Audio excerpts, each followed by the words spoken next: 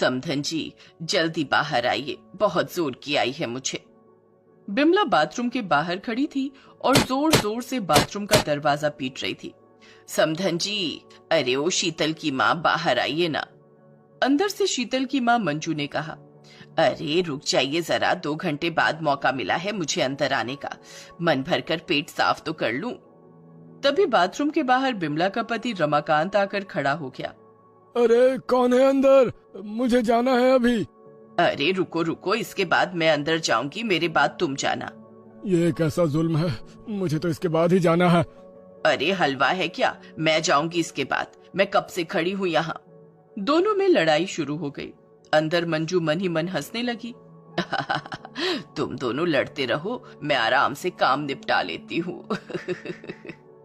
ये तो इन लोगों का रोज का था, क्योंकि शीतल के मायके वाले और ससुराल वाले एक ही घर में रहते थे और उस घर में एक ही बाथरूम था।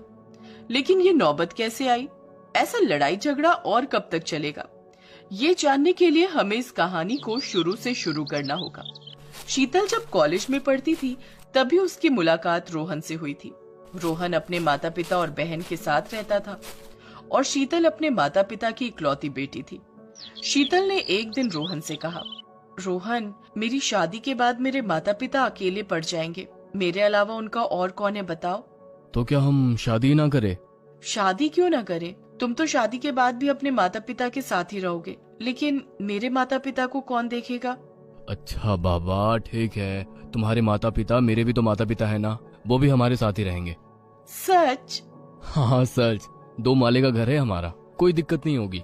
रोहन ने शीतल को अपने 2 माले के घर के बारे में तो बता दिया, लेकिन ये नहीं बताया कि उस घर में सिर्फ एक ही बाथरूम था। लेकिन शीतल के माता पिता उसके ससुराल में रहने के लिए राजी नहीं हुए। नहीं बेटी, वो तेरा ससुराल है, हम वहाँ कैसे रह सकते हैं। हाँ बेटी, तेरी माँ ठीक कह रही है, यही सही है, हम यहीं पे गुजारा कर लेंगे। लेकिन कब तक? ये घर ऐसे ही टूटा फूटा है, कुछ दिनों बाद ये आपके सर पर गिरेगा, तब क्या करोगे आप? अरे वो तब का तब देखा जाएगा, पहले तेरी शादी तो हो जाए। शीतल की शादी हो गई, वो ससुराल चली गई और अगले ही दिन छोटा सा भूकंप आया और उसमें मुकेश और मंजू का घर टूट कर गिर पड़ा। शीतल उन दोनों को अपने ससुराल ले आई। देखा, कहा था ना कि आप लोग उस घर में नहीं रह पाओगे, सच हुई ना ये बात। लेकिन यहाँ कैसे रह सकते हैं हम?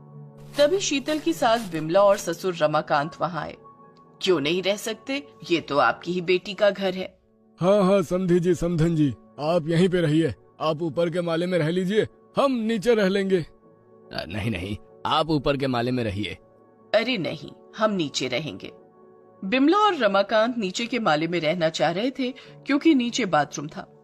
आखिरकार उन्होंने मंजू और मुकेश को ऊपर के माले में ही भेज दिया और वो लोग नीचे रहने लगे। लेकिन एक दिक्कत थी, रोहन की बहन रोशनी को बाहर के खाने की आदत थी, इसीलिए उसका पेट हमेशा ही खराब रहता था। उसे बार बार बाथरूम जाना पड़ता था। रात को उसे जोर से शौच आई तो वो बाथरूम के सामने गई, लेकिन वहां जाकर उसने देखा कि बाथरूम का दरवाजा अंदर से बंद था। उसने जोर से धक्का मारा। कौन है अंदर? कौन है? मैं हूँ। अरे मैं कौन? मैं शीतल की माँ। वो माँ जी, इतनी रात को आप बाथरूम में क्या कर रही हो? अरे वही कर रही हूँ जो तुम करने आई हो। ठीक है, जल्दी बाहर आइए, नहीं तो मेरी निकल जाएगी। हाँ हाँ आती हूँ। मंजू बाहर आई और कहा, जाओ बेटी, लेकिन नाक बंद रखना, उम्र हो गई है ना तो दुर्गंध होती है। रोशनी के पास ये सब सुनने का वक्त नहीं था। वो बाथरूम के अंदर दौड़कर घुस गई, लेकिन उसे तुरंत उल्टी आ गई। यहाँ कोई जानवर मरा है क्या? पता नहीं ये भाभी की माँ क्या खा के शौच करने आई थी, पूरा मूड ही खराब कर दिया। रोशनी बाथरूम में काम निपटाने लगी तो तब बाहर शीतल चली आई। अंदर कोई है क्या? हाँ भाभी, मैं हूँ। आप अभी क्यों आई हो? सुबह से कहाँ थी? अरे सुबह से तो माँ, बाबा, सासू माँ सब एक के बाद एक बाथरूम में जा रहे थे, मुझे बहुत शर्म आ रही थी, नई बहू हूं ना। ओहो भाभी, यहाँ शर्म लिहाज की कोई जगह नहीं है, पेट साफ तो मन साफ। हाँ हाँ ठीक है, अब ज्यादा ज्ञान मत पेलो और निकलो बाथरूम से। और हर रोज ऐसे ही चलता रहा। बाथरूम के लिए हर रोज घर वालों में लड़ाई होती रही और इस लड़ाई में बेचारी शीतल फंसने लगी। वो ना ही मायके वालों का साइड ले पाती थी और ना ही ससुराल वालों का। इसीलिए शीतल ने रोहन से कहा, रोहन, घर में एक ही बाथरूम है, इसीलिए हमेशा बाथरूम जाने को लेकर लड़ाई होती रहती है। तुम ऊपर भी एक और बाथरूम बना दो ना। शीतल, ये बात मेरे सामने बोल दिया ठीक है, लेकिन माँ और पिताजी के सामने कभी मत बोलना। क्यों? घर के दूसरे माले में बाथरूम बनाना नहीं चाहते वो, इससे घर अपवित्र हो जाएगा। लेकिन ये तो पुराने ख्यालात है ना। हाँ, लेकिन क्या कर सकते हैं। तो नीचे ही एक और बाथरूम बना दो। नीचे बाथरूम बनाने का जगह कहाँ है? ऊपर से तुम्हारे माता पिता भी अब यहाँ रहने लगे हैं। हाँ, मुझे पता था कि तुम इसमें मेरे माता पिता को जरूर लाओगे। अरे नहीं शीतल, ऐसी बात नहीं है, मेरा वो मतलब नहीं था। तुम्हारा क्या मतलब था वो मैं बहुत अच्छी तरह से समझती हूँ। ये बोलकर शीतल गुस्सा होकर चली गई और रोज का सिलसिला चलता रहा। बाथरूम जाने के लिए बाहर 2 घंटा लाइन लगानी पड़ रही थी। सुबह शाम घर में कलेश होने लगा था और शीतल को दोनों तरफ से बातें सुननी पड़ रही थी। कभी उसकी सास उसे सुनाती थी तो कभी उसकी माँ। शीतल ने गुस्से में आकर एक दिन बिमला से कह दिया, माँ जी इतनी ही प्रॉब्लम हो रही है तो ऊपर एक बाथरूम बनवा लो ना। आप लोग नीचे वाले बाथरूम यूज करना और मेरे माता पिता ऊपर का बाथरूम यूज करेंगे। और ये सुनकर बिमला गुस्से से लाल हो गई। क्या कहा? ऊपर के माले में बाथरूम? तुम्हारा दिमाग तो ठीक है ना बहू? ये बात और कभी मत करना बहू। वो दोनों चले गए। मंजू और मुकेश शीतल से कहने लगे, बेटी हम चले ही जाते हैं यहाँ से। हाँ बेटी, फालतू में हमारी वजह से सबको दिक्कत हो रही है। नहीं, ऐसा क्यों बोल रहे हो आप लोग? तो और क्या बोलूं बेटी, हम बोझ हैं यहाँ, हम कहीं पर भी रह लेंगे।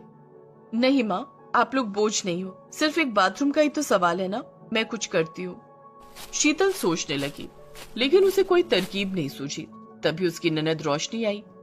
भाभी इतना मत सोचो, मेरे पास एक तरकीब है। मैं भी चाहती हूँ कि ऊपर के माले में एक बाथरूम हो। अच्छा, क्या तरकीब है बताओ? देखो भाभी, मेरा पेट हमेशा ही खराब रहता है, इसीलिए मुझे पता है कि पेट खराब के वक्त बाथरूम के बाहर लाइन लगाने से कैसा लगता है। सुनो भाभी। रोशनी ने शीतल से कुछ कहा। शीतल हंस पड़ी। अगले दिन शीतल ने खाने में जुलाब मिला दिया और अपने सास ससुर और अपने माता पिता को भी खिला दिया। खाना खाते ही उनके पेट में गुड़गुड़ होने लगी और तभी रोशनी बाथरूम में घुस गई। चारों बाहर बाथरूम का दरवाजा पीटने लगे। अरे दरवाजा खोल बेटी, बाहर आ। बाहर आ बेटी, नहीं तो यहीं पे हो जाएगा। रोशनी अंदर से कहने लगी, पहले बोलो ऊपर के माले में बाथरूम बनाओगे कि नहीं?